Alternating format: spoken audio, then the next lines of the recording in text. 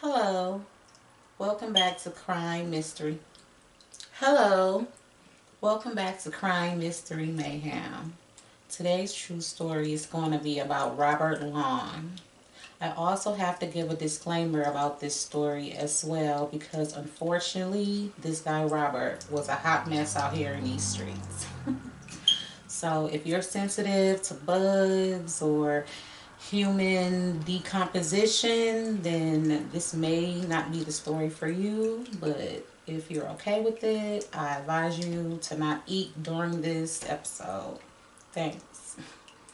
So, Robert Long, BKA Bobby Long, grew up with his mommy in Miami, Florida.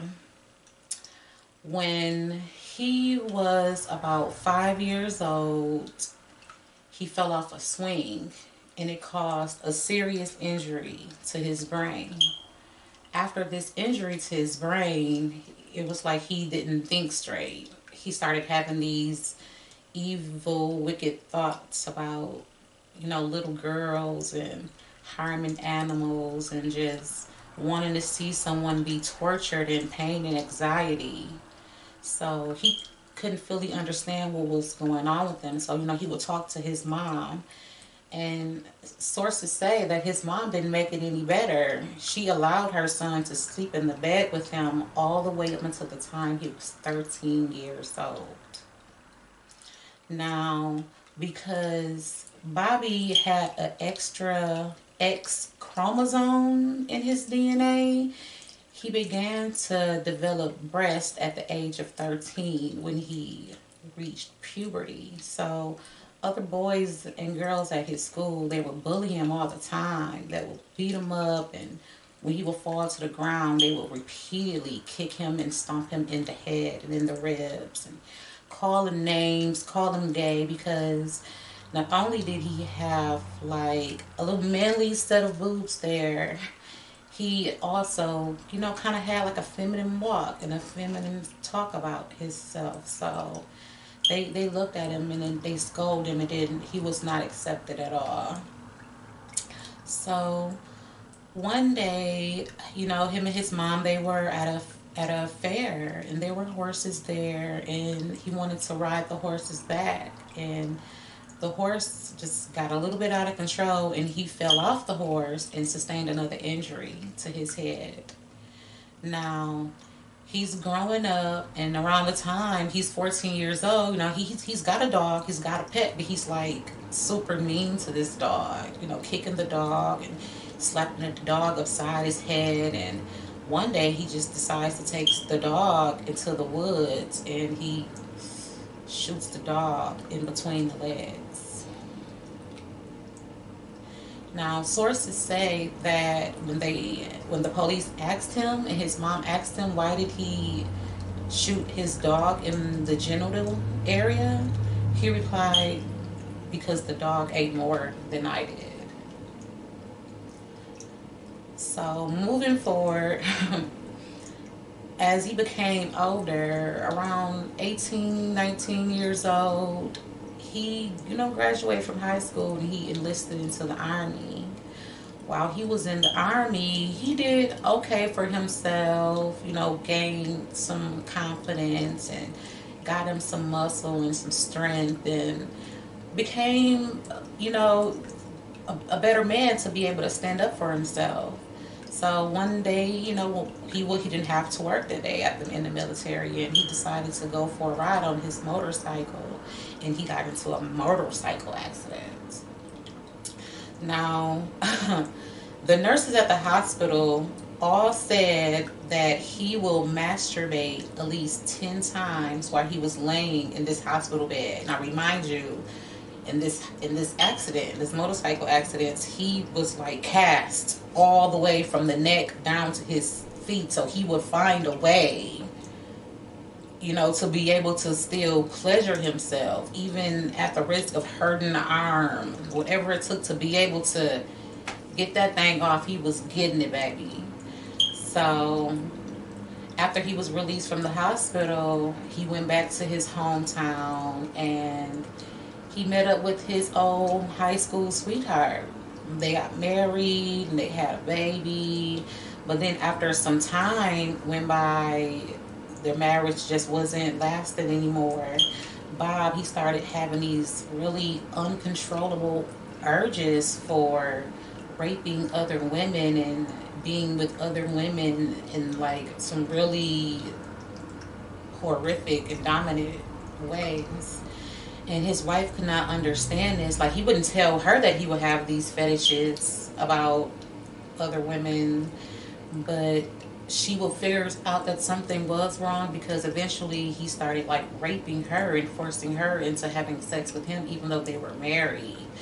Like, y'all are married, you know, so she there were times where she really wanted to do it, but it's like he kind of wanted to make her upset. That way when he wanted sex and she said no, he can kind of force himself onto her. So it's just, that's disgusting. So yeah, he began to beat her up really bad, and eventually, you know, her and her son, she picked up and she moved to Hollywood with her mom. She was like, I'm out here, I'm not dealing with this no more. You keep putting your hands on me, going upside my head because you got some type of man issues with your extra X chromosome. so So, you know, he's out here, he's like out here, he's living a life, and eventually he gets a roommate. He's a guy, and sources say that his roommate will like just be sitting back, just listening to him have these conversations about, oh, I'm gonna make a way to be able to get so many women, and I'm gonna dominate them, and I only want the kind of women that you can control, and if you can't control them, then I don't want them. So the roommate thought that was like pretty eerie about Bob. Like, why wouldn't you want a woman who stands up for herself? But he's like, to each his own. He just kind of brushed it off and there never really brought it up. So one day Bob, you know, he thinks of a plan. Like, I need a way to be able to rape women, but you know, the easy way. So he gets the ads in the newspapers, and he's like, you know what, I'm gonna say that I'm looking for bedroom furniture, and because I'm looking for bedroom furniture, they will have to let me test out the furniture. So they will have to let me go into their rooms, and maybe while I'm in the rooms, I'll be able to rape them if their husbands aren't there. So, and this is what he did. So he went in the ads, and then there were like multiple people, you know, selling like living room furniture and bedroom furniture, you know, cars, whatever. But he selectively wanted the ads for the bedroom furniture. So he got in contact with this lady, and then, you know, he was like asking her random questions, like, you know, trying to fill her out to find out if her husband was going to be home around this time. He was going to her house to look for a bed and a dresser set. And she was like, you know, he was asking her if her husband were interested in this. And then she was like, oh, no, well, my husband isn't going to be home around this time, but you can feel free to drop by around this time. And he was like, yes, this is a perfectly great opportunity for me to be able to get what I want. So, and he does. He goes to the lady house, and the lady invites him in, and then he asks her again, so is your husband home? And I would really like to talk to him about some things. And she's like, oh no, my husband stepped out. And as soon as the lady turned her back, Bob raped her. He raped her. And if she would cry out for help, and this goes along with any other woman that he went in the ads and, you know, went to go try to set up an appointments to find furniture, anyone who would yell or scream out for help or would not comply with his wishes, he will like kick and punch them in the stomach to let these women know that he meant business and he was not playing. So, and he also stated that some women wanted to be raped. That some women will like literally lay there and ask him, Bob, do you mind if I enjoy this? Like, yeah, right. Like, who in their right mind would be okay with that? Ew. So I'm sorry. So moving on. So After he continued raping women, and sources even say that he even raped a couple of like 13 and 14-year-old girls too. They put ads in papers, and their parents put ads in papers, and their parents basically gave these kids the okay to open the door while they wasn't at home. Like, what type of stuff was going on back then where it was, where the neighborhoods was safe for a 13 and a 14-year-old to be open up doors while they mama and they daddy not home? Mm. So, yeah. Eventually he got tired of this. He's like, I'm tired of this. I have more desires that I need to be fulfilled. I won't be satisfied until I kill someone. So, eventually, he went on a stroll. He went to the Sly Fox Lounge, where he knew this strip was like known for like prostitutes and strippers and the women who really got loose. So he's like, I'm gonna chill out here. And out of the Sly Fox Lounge walks this beautiful Asian woman named Layla. So she's walking, and sources say that, Layla didn't have a car. She was a prostitute, and she was also a drug addict, but she was like kind of a drug addict who kept herself cleaned up. So no one hardly ever noticed that she got high except for the other prostitutes and like the people that she tricked around with, or maybe a few of her friends and family. But she also had a boyfriend, and I'm guessing her boyfriend might have been her pimp, because if she's prostituting, then why are you her boyfriend? So, yeah, she didn't have a way home. She had been working all night and her feet hurt, and she was walking like, down the alley. And then she saw Bob, and Bob didn't look like a rapist. He looked like a honest guy, and at that time she probably thought, oh, wow, he looks clean. He's probably, a rich trick, maybe. So she spots Bob, and he asks her if she wanted a ride, and unfortunately he gives her a ride, and this is like the worst ride of the rest of her life. He's talking to her, he's asking her about her life and everything, and then all of a sudden she turns and looks out the window, and when she turns back, he hits her. And once he hits her repeatedly over and over again until she's unconscious. And then after she's unconscious, he drives her out towards the woods into, the interstate. And he takes her body out of the car, strips her naked, and then he sexually assaults her. Now, after he's finished, beating her up really bad, beating her face up to the point of no recognition, and after he's done raping her, he strangles her. He wraps this rope around her neck like 3 or 4 times, and he just chokes her out, calling her names, calling her prostitutes, and calling her filthy, and basically telling her that it's her fault, that this is why this is happening, as her life is like slowly leaving her body. So, to make matters worse, after she's dead and gone, to embarrass her even more, after her body has then left this earth now, he breaks both of her hip bones and spread her legs open wide to the point where they're outward. Now, he breaks her hips to do this. So, 3 days go by, and her friends and family, they put out a missing report on Layla, because they're like, okay, she's a prostitute, we know that she's out here doing this, and she's a working girl and everything, but we've never known her to not contact us, because she knows that she lives a dangerous lifestyle.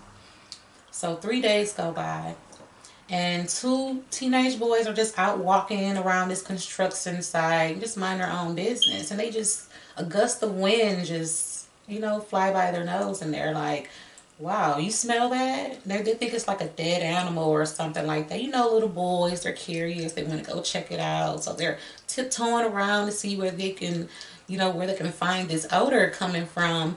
And then, the grass and then the weeds. They're like, look, it's something black over there in the weeds. And as soon as they make it over there, they open the weeds and it's Layla's body covered in maggots. Because Layla's body has been sitting out there in the open Florida sun for 3 days, and this is heat, y'all. This type of heat where you can make fried egg on the freaking pavement. And the flies are humongous. So imagine the larvae that they leave behind. And this man did this to this woman and just left her out there for the world to find. Like she had a family. She had people that loved her, regardless of whatever it is that she did.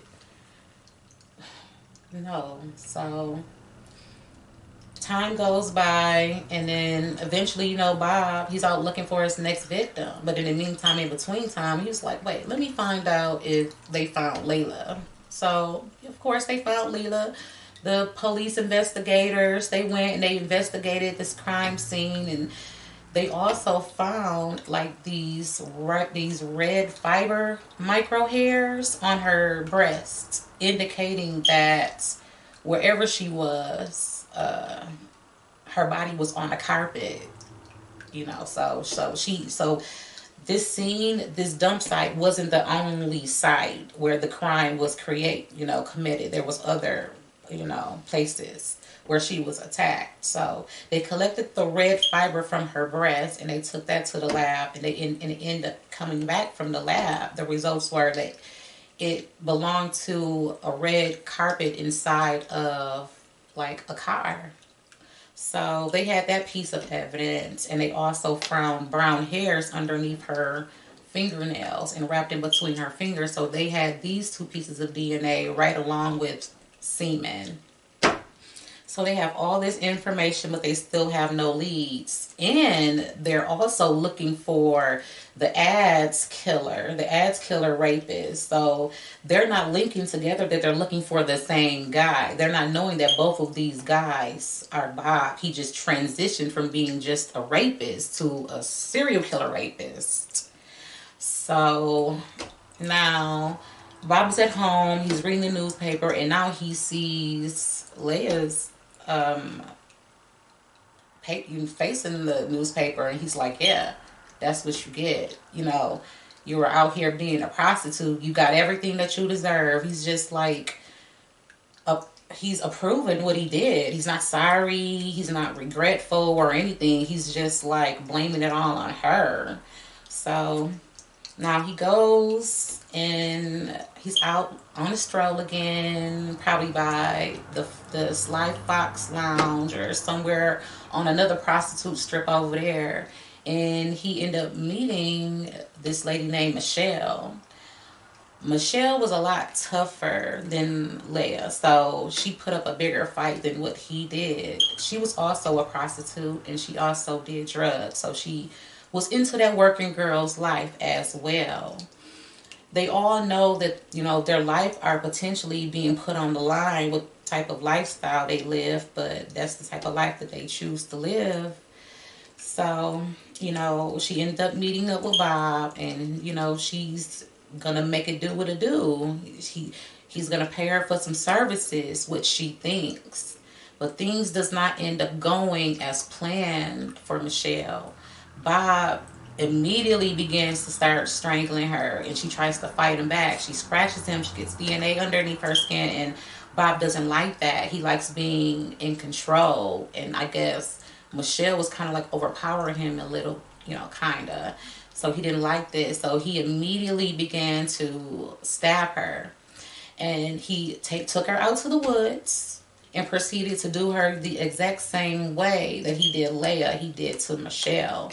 The only difference between Leia and Michelle is that with Leia, he broke both of her hip bones and put her in the split position, but with Michelle, he did not do her like that.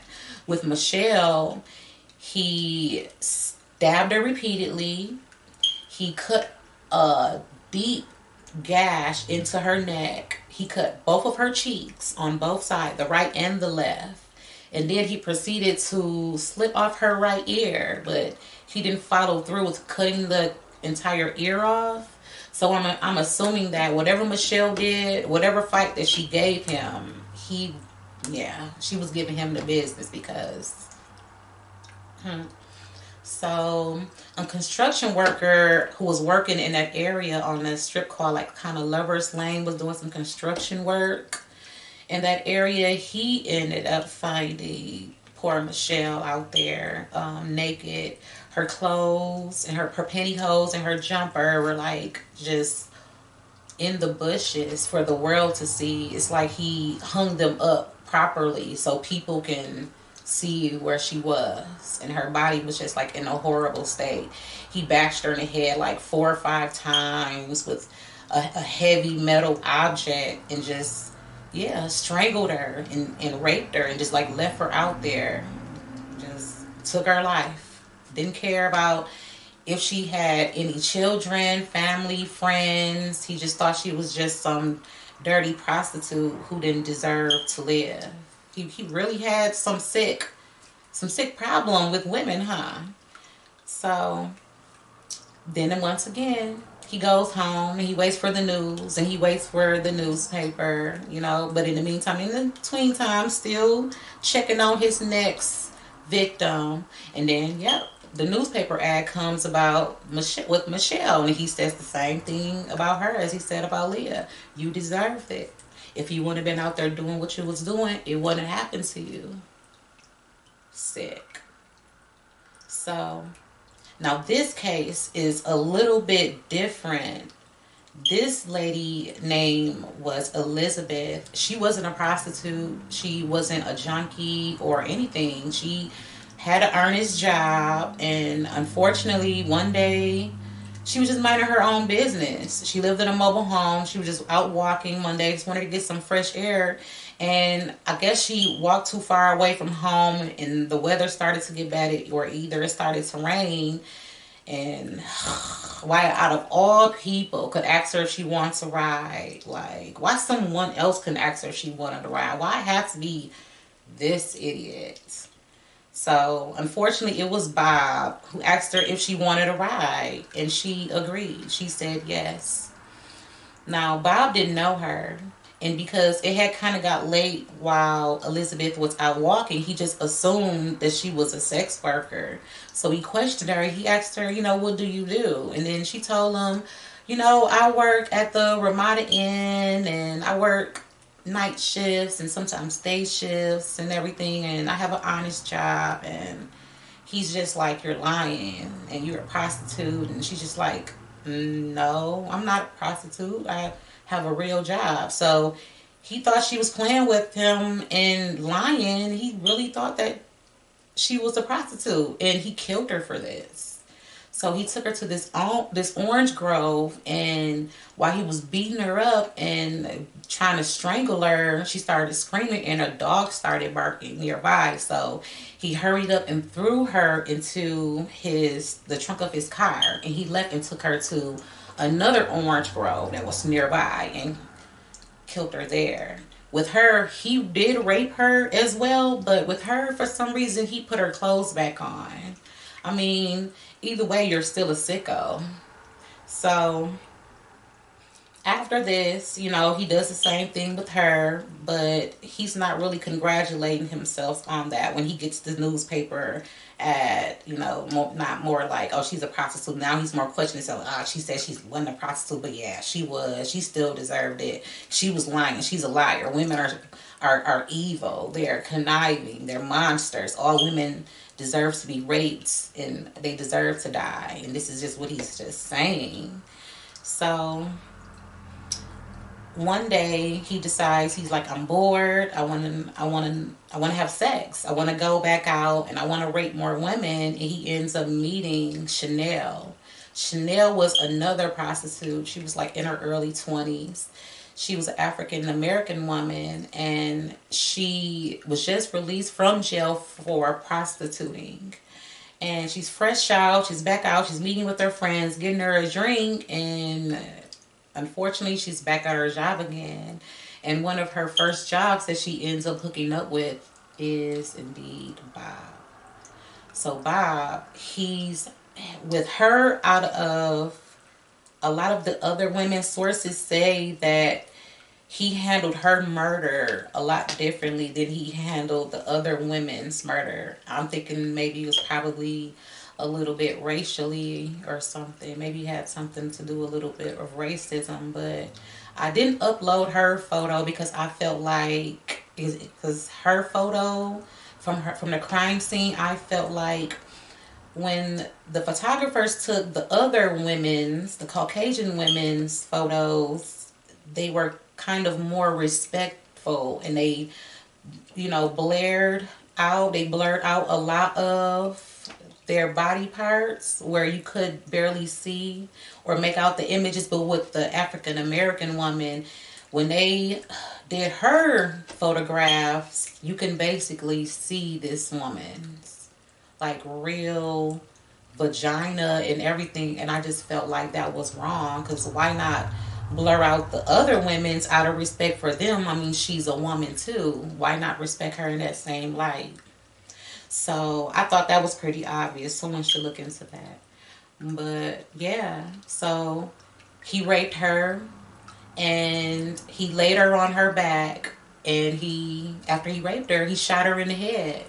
After he shot this woman in the head, he pulled her under a barbed wire fence. So half of her body was under the barbed wire fence and the other half was like on the other side of the fence.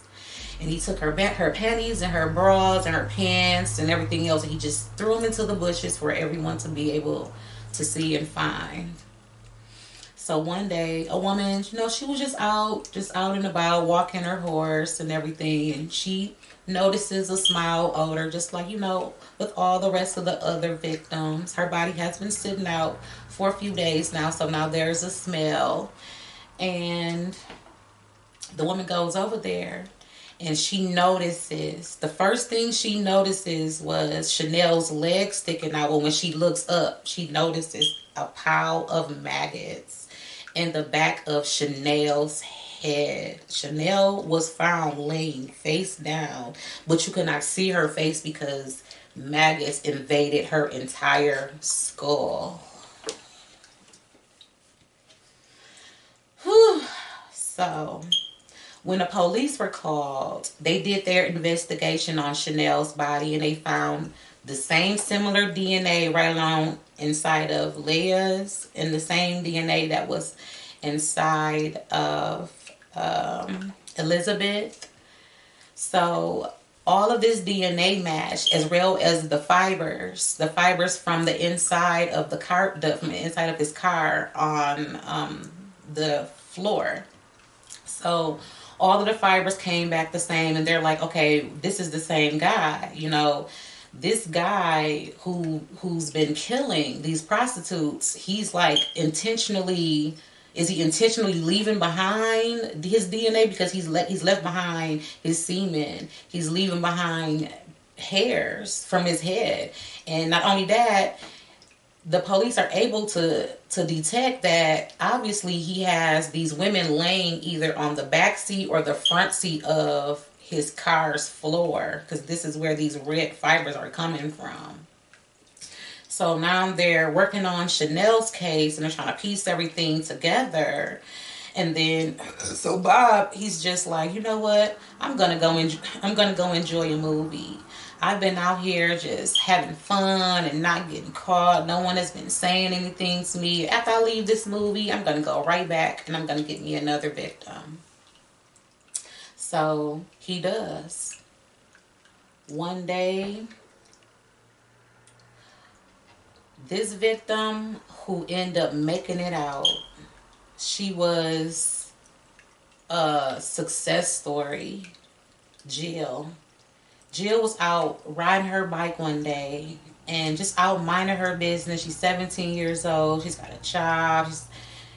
She's living life happy. She's a teenager. She's not messing with anyone. She's probably got her whole life planned for her. And she's riding her bike up the street, and she slows down, and out of the bushes jumps Bob. Bob grabs her from behind, and he's like, don't move, calling her out her name. And she feels this sharp metal object in her back. And she's like, please don't hurt me. Whatever you say, I'll do. Just please do not hurt me. So he instantly takes this blindfold out of his coat pocket, and he wraps it around her eyes, and he pulls her back to his car. Now, sources say that Bob drove this kind of like reddish, burgundy-ish, old school car. It was really nice, really fancy. And, it was a kind of car that, the prostitutes would look at and be like, oh, okay, he's a big spender. He's got that money. But they didn't know that he was a freaking monster. So, he pulls Jill in the car with them, and then he makes her sit on the floor. And then he tells her, he was like, if you make a sound, I'm going to kill you. And then she was like, please don't kill me. Whatever you do, whatever you say, I'll do. And he said, okay, take off all your clothes. Well, do not sit up. Don't sit up so anyone can see you through the window. Take your clothes off while you're kneeling down there on the floor. And so she does. So after he makes her strip naked, he makes her give him oral sex from the time he abducted her all the way up to the time while, until he made it to his apartment. Now, meanwhile, Jill is, Jill, she's blindfolded. In between that time, he's also, he tied her hands behind her back. So he told her, if you try to peek, if that blindfold come off, I'm going to cut your throat. So now she's noticing that when they get out of the car, her blindfold kind of lifts up a little bit, so she's able to see kind of like a white speckled building, but it's kind of blurry because she can't really see over the blindfold. And while they're going up the stairs, she's noticing that she's looking down. There's like kind of like a gap underneath the blindfold. She notices that the stairs are kind of like a reddish tint. So they're going up the stairs, and then so she's like, okay, or whatever, he's gonna kill me here. So he didn't kill her. He ended up taking her in, and eventually, he makes her, while they were in the car, after he made her take her clothes off before they got out of the car, to keep anyone from seeing a naked woman get out of his car, he made her put her clothes back on, or he helped her put her clothes back on, however that went. But she was fully dressed before, they made it into his apartment. But when they got back into the apartment, she stated that he made her get back undressed, and he kept raping her over and over again. Now, because Bob had a sex addiction that was like horrible, he can like masturbate repeatedly and continue to just have sex over and over and over again without getting tired. So, and this is what he did to her for 26 hours straight. He repeatedly raped her and beat her. So he noticed that the more Jill would say, please, you don't have to hit me, you don't have to kill me, I will do whatever you say, just please don't hurt me. So the final night, he ended up keeping her, having her hostage. He, raped her more again, and then he made her go and get in the shower with him to basically make sure that she wouldn't be able to get away while he was taking his shower. So after he got out of the shower, he went to bed, and when he woke up, Jill said his attitude was different. He was just like, okay, I feel like I can trust you, and I feel like we'll be able to get along. So she said that he untied her hands and he untied the blindfold, and he was just like comfortable, and he was like just basically letting her walk around. And Jill even stated that she dropped a bar rack on the side of his mattress, so that way if he ever did let her go, because now she's thinking he's not going to let me go because he's let me see everything. So she ended up putting a bar rack beside his mattress just in case if she did get a loose, then that way if she needs to come back, she'll be able to prove to the police that I was here. So he ended up telling her, look, I'm bored with you. I need another victim. And he ends up making her put the blindfold back on, I guess, so she won't be able to lead the police back to his house. He puts the blindfold back on her, and now she's panicking, and now she's thinking, oh my goodness, he's going to take me out to the woods, and he's going to kill me. And this is what she's thinking in her mind, like, oh my goodness, I know she had to be afraid, because I would have been. So, but no, that's not what he does. He takes her and he takes her kind of close by the area where he kidnapped her, and he said, "All right, get out my car." And then so she's looking at him like, "For real? Like I'm free to go?" And he's like, "Yeah, bye. Have a nice life." So now she's gone. She done hauled ass. She ran. She couldn't run no more. Baby was basically probably having an asthma attack or something, and he just sped off into the sunset on his way to find his next victim. So as soon as Jill made it home, she hurried up and she runs in. She falls on the floor to her dad, and she's like, "Dad, I'm home. Guess what happened to me?" And she's telling her dad what happened to her. Her dad he's hysterical. He's like, "What?" Because her dad, he had already been wondering like what happened to her. And then, but by her being 17, 18 years old, he probably thought she was just off to a friend's or to a boyfriend's or whatever. So he didn't really give off into much thought. And had only been gone for like 25 hours. So, they end up calling the police, and Jill ends up giving the police like kind of a sketch of what she remembers him looking like, and the different places she remember where they stopped, and the different things that she got a chance to see where her blindfold wasn't on outside, and the stuff that she got a chance to see in the inside of his home. She was able to tell the police that he had perfect teeth, that he had brown hair. His hair looked to be about a good 8 inches. He was kind of masculine, but kind of chunky too. And kind of tall, about almost 6 foot tall, and not really a masculine voice, and kind of feminine in some kind of way. So the police had, a lot to go off on. And she also told them that his car was red, but she couldn't remember the make or model. And she also couldn't remember what color the carpet was. But the fibers on her clothes also indicated that those were the same fibers from the other cases. So meanwhile, Bobby just out living his life. He's out there on the prostitute streets. Just getting more women, racking them in, racking them up. And then, one day he ends up seeing Vicky. She's walking to work, and she works late night, and she's on her way to work, and she's like, "Man, if I don't make it here in time, I'm going to be late. I'm possibly going to lose my job." And she ends up running across Bob. But see, Bob didn't know that Vicky always carried a pair of scissors in her back pocket for safety, because she knew that women were out here being killed. So Vicky was actually very smart. But unfortunately, she wasn't strong enough to fight Bob off. So, Bob, had her get in the car with them, and he made it seem like he was going to take her to work, but he took her the complete opposite way. And then he told her, he said, "Here, put your arms out." He pulled somewhere in a designated area and thought she was going to pull her arms out so he can tie her up. And she was like, "No, I'm not doing that." So he got to beating her up, and he didn't know that she had these scissors in her back pocket.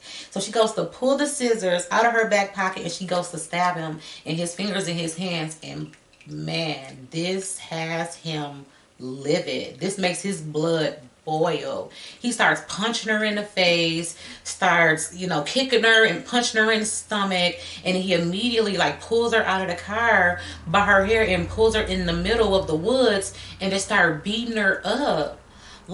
He had a knife, and he also had a gun on him. So with Vicky's, hers was the worst of all, hands down, because with Vicky, he showed absolutely no remorse, because she fought him back the hardest and actually drew blood with him.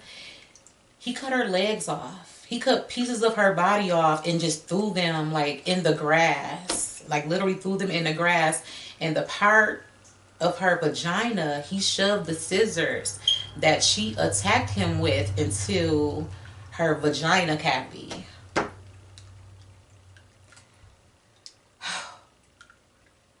Yeah, this sicko did all these terrible things to these women, all because he was having some type of self-esteem problem, or whatever the doctor said he was dealing with, some type of extra X chromosome or something like that. There's lots of people who are born with that type of extra DNA in their blood, and it doesn't turn them out to being this.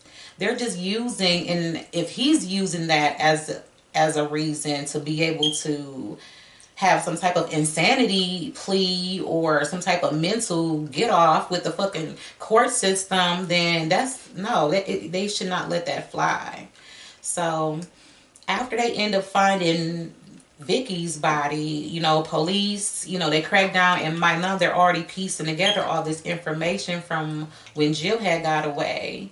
And they go to the crime scene where Vicky's body is, and of course the semen matches Bob's, the red fibers matches, and the police has already got like a really quiet Amber Alert out for a make of kind of car that looks like Bob's car, but they don't want to tip him off. So the police don't want Bob to know that they're looking for him. So they just basically, they go about and they just like, okay, well, any car that fits this description, we're going to stop them. And then so they does. And on behold, they end up seeing Bob into traffic at a traffic light, and they're like, we're gonna stop him, and then we're gonna say that we're looking for a bank robber, and we're just gonna say, no, we just wanted to see if you fit that description and see if he'll, let us take down his license plates and stuff like that and all that or whatever.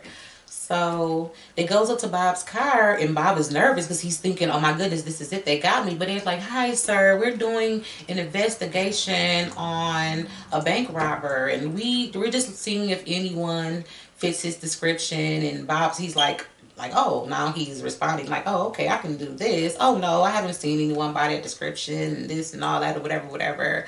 But in the meantime, in between time, the police are really getting the good glimpse of what he looks like because they know that it's him now. So they go back to the station, and they're piecing together all this information.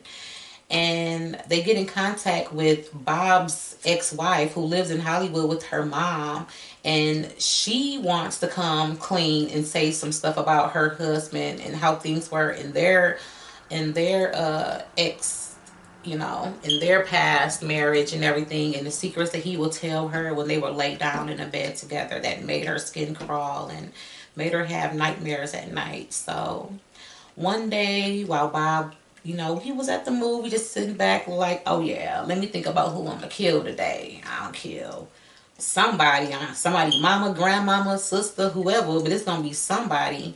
So he's just sitting in the movie theater just thinking everything is, just hunky-glory.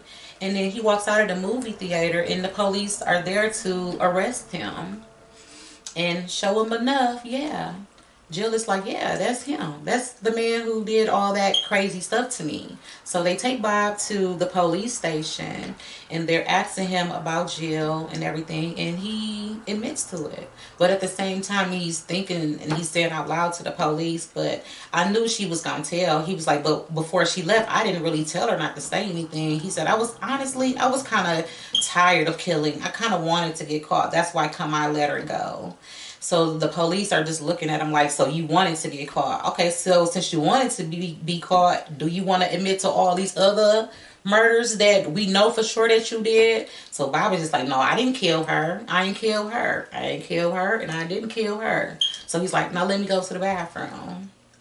Bob goes to the bathroom, and he comes back, and the police is like, okay.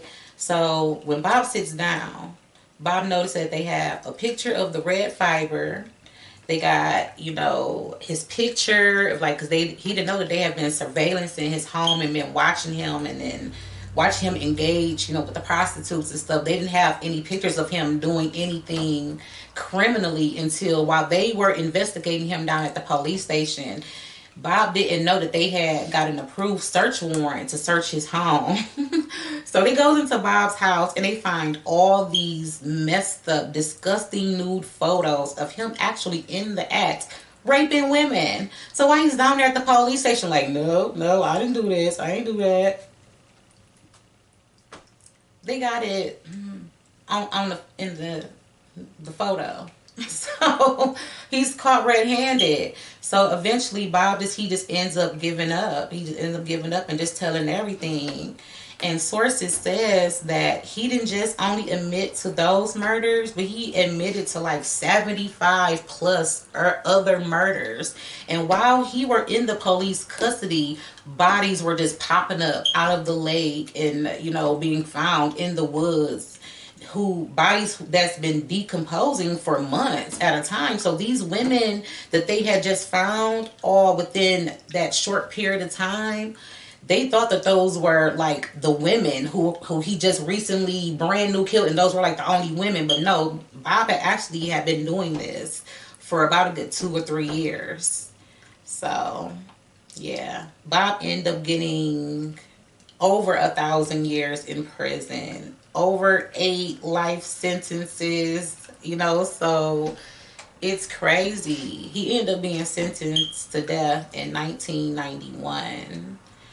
And sources say that, like, the lady who got away, Jill, she became a cop. She became a sheriff. She was like, no, I'm not going to stand by and let stuff like this happen. So the whole time where Bob was in prison awaiting his execution, which, he was in prison for 30 years before they finally executed him.